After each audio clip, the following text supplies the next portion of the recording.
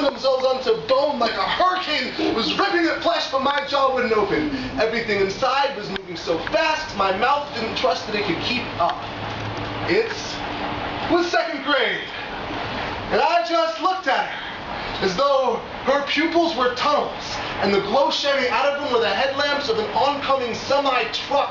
I had obviously chased her down on the playground for some reason. But I just stood there and sweated, with a heaving chest, not daring to demolish the dear heart of my silence. I was about to be flattened by her big wheel of indifference, turning me into venison street pizza. She laughed, an innocent giggle at the boy too close to speak, and ran off. But I was one determined little second grader, and she, Amanda Carlisle, and I were meant to be married. If she didn't believe me, then I would go and tell her mother, which is exactly what I did. At the park, a few days later, I proclaimed to Mrs. Carlisle that I would marry her daughter. Damn! I'd seen way too many cheesy-ass Disney flicks. You son of a bitch, Walt Disney! You fucking Nazi! Damn you to hell! No, this one was on me.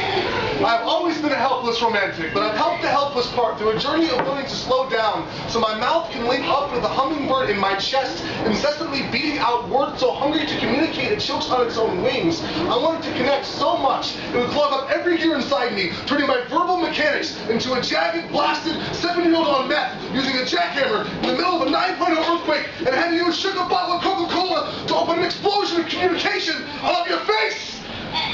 It was a bit of a spaz, but I'm chilled out now, I promise. Mandy, baby, wasn't that cute when I told your mom we were going to get married? And somehow I never asked you out.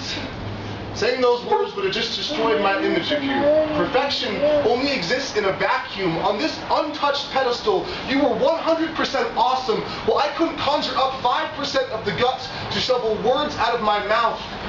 Wouldn't it be obviously heartwarming to churn out a moral of standing up and speaking for our desires, neglect to state the disclaimer that passion scrapes layers off the heart, bringing fresh life into this perpetually hemorrhaging lump of geyser flesh, spurting through chests, squeezing out prayers through clasped fingers and rib cages. We just want to be close to each other, yet tremble at the defining moments of voicing desire, like calling passion into reality might not live up to a carefully crafted, Ziploc-sealed cadaver of what might have been. Let's take a risk today. Wed our dream time to waking life within an existence of lucid living. Desire exists to lead us onto the playground. The second grader, he knows this, which is why when that recess bell rings, he can't stop screaming.